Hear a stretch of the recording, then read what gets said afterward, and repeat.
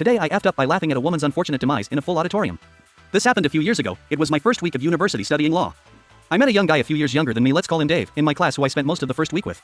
It was our first ever criminology class and it was a new lecturer, a woman in her mid-20s, and the lesson was in an auditorium of nearly 100 people. She began by explaining the difference between manslaughter and murder and began to tell us of a real case example. The lecturer, who ended up quite red in the face, explained about a couple engaging in some form of roleplay and eventually ended with him fisting his partner. A signet ring he was wearing caught inside her and she unfortunately ended up bleeding to death. Now comes the fuck up. Obviously after the story there was a very awkward silence.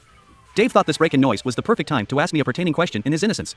I get why that would be considered manslaughter, but why does she keep saying fisting instead of punching? The question was so hilariously innocent at the worst ever time. I'm now sitting cry laughing unbelievably loudly after this absolute horrible story. It was 100 times funnier like a joke at a funeral because I knew how surreal it must be for everyone else in attendance of me laughing so hard I can barely breathe.